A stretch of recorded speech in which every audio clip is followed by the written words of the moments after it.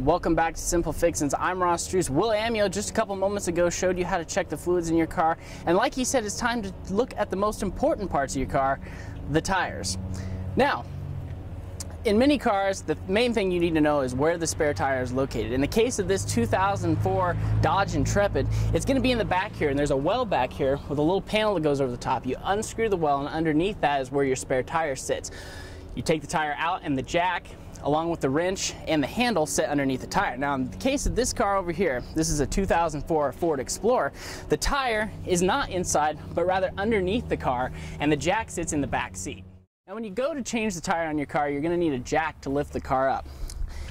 Most cars come with what's called a scissor jack, and that's what this bad boy is right here. But there are three types that are common to people who on an everyday basis. There's a scissor jack, which is like this one once again, a bottle jack, and a floor jack. A floor jack uses hydraulics in order to lift the car up, and a bottle jack uses a pressurized can to do that. But I wouldn't advise using that because they are able to slip off the frame pretty easy, and that puts you in a very dangerous situation. Now, when you go to get your jack out, obviously this part is your jack right here. It comes with a wrench to take the bolts off the tire, and it comes with a handle to get the jack up. The handle just attached on the back, and then you twist it around and it will bring the jack up. So we'll be moving to that here in just a second. Now it's time to place the jack underneath the car. We are once again working on the 2004 Ford Explorer. Now, as you can see right here, this is the frame of the car. You want to place the jack underneath the frame to get it in a good position to lift the car up. You want to get it set so it's going to sit on there pretty square on a flat level surface, and then what we're going to do is we're going to go ahead and attach the handle and jack up the car. We have our jack placed. The next thing we need to do is pop off the cap to get to the lug nuts and then break the bolts. You do not want to do this once you get it up in the air because the tire will spin, and it makes it pretty impossible to do that unless you have somebody there to hold on to it. Not something you want to do on the side of the road. So basically what you're going to do is, in the case of this cap, you're going to find the notch. The handle comes with a little thing to pry it off. Slide it right in there, pop it off. There should be two of them. The other one's right there. Get it in there. Maybe. There you go. Just go ahead, pull it off. Try not to break it. And as you can see, there's 5 lug nuts in here, and that's what the other end of this handle is for. Doubles as a wrench. Get it on there. Always remember, lefty-loosey, righty-tighty. Go ahead and break the bolts. Get them loosened up, but you don't have to take them all the way off. You're not going to do that right now. Don't get ahead of yourself. The next thing you want to do is you want to take the piece of your jack that has the hook on it and hook it down right into this piece here. Everything you need is in 3 pieces. Now you take your wrench. There's a little square piece right here in your wrench that you hook onto the end, and you can go ahead and start moving your jack up. Now if you take a look, be careful to keep it straight and in position. Just like I managed not to do right there. If your jack moves, that's going to put you in a weird spot. Whoop. Slid off right there. Okay, our jack is now tight up against the frame. We're going to start lifting it up.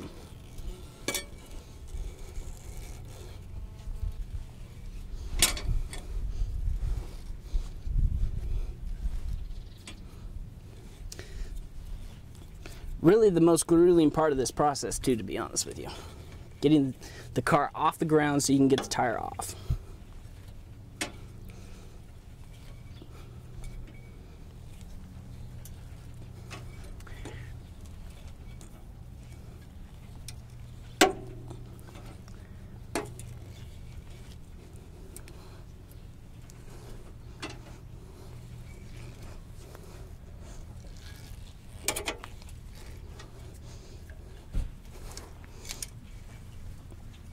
The ground yet.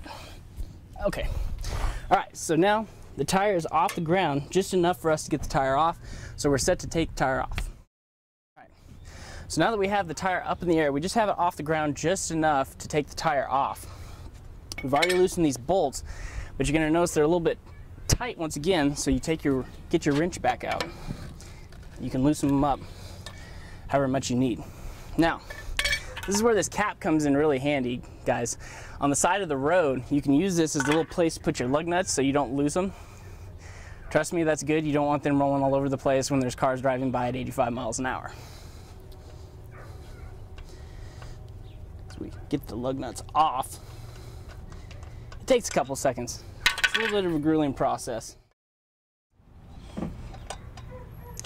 And now the last lug nut is off. So now all you have to do is lift the tire off, roll it to the side. Now in the case of if you were on the side of the road, you're probably gonna put this back underneath there. The other tire is gonna be out at this point, so you can switch them around really quick and put them back on. In our case, we're doing this in a much more professional setting, I suppose. So we're gonna take a look at some things here. If you wanna bring the camera in here, Dan. A couple things you wanna check when you're down here. Number one is your brakes. You can come around here, you can see the pad on your brakes back here. If this is getting thin, it's time to change your brakes, because once that gets thin, that means you're gonna start having troubles braking. If that pad's nice and thick like that one is, you're set to go. You can put your new tire on and you can start driving once again. So now that we've checked the brakes, it's time to put the tire back on. It's simple as rolling it back, getting it in position, and lifting it up onto the bolts. Now that we have the tire back on there, push it all the way back, and we can take the lug nuts, start putting them back on one by one. Don't tighten them yet though. Get them snug. Just get them on there, basically.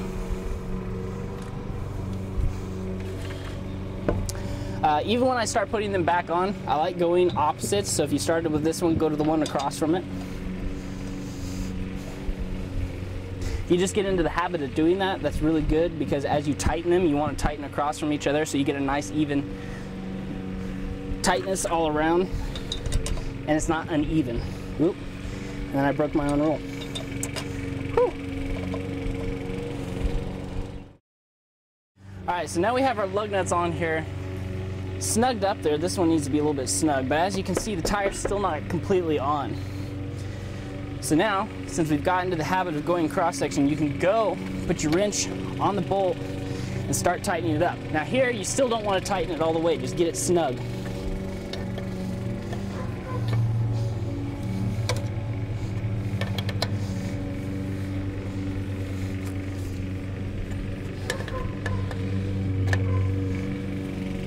Very repetitive process. It's good to get in the habits of doing things right. All right, so now it's on there a little bit better. Your lug nuts are tight. Now we need to let the car down, and we'll come back and tighten these in just a second. Okay, so we're back underneath the car. Our jack's still up, our tire's still up in the air. Now what we have to do here is we put our wrench back on the jack, and we're just gonna slowly bring this down. On a floor jack, there's actually a release to bring it down nice and easy. On a scissor jack, not so much. We have to do this by hand, so we're bringing the car back down nice and slow. Safety tip for you though, when the car is up in the air, try not to get your feet or any other part of your body underneath the car in case the jack gives way. It would be unfortunate if you're underneath there when the tire's not there and the axle will come down on your leg or something. Don't want that to happen. So our jack is now actually free of the car. We're gonna pull that out.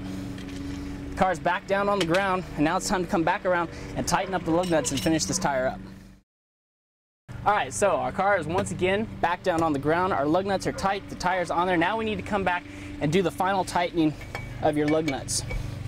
You don't want to tighten them too much in the event you break one off, but you got to remember at some point you're probably going to have to get these bad boys off. So don't tighten them too much, just make sure they're nice and snug and won't come loose.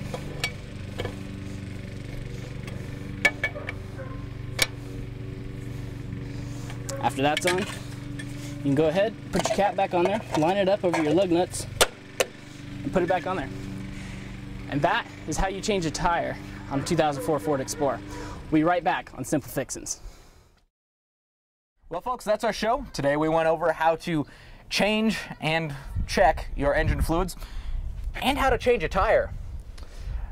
We'll see you next time. I'm Will Amyot. And I'm Ross Struss. And remember, if you didn't get dirty, you didn't do it right. Oh, come on, dude.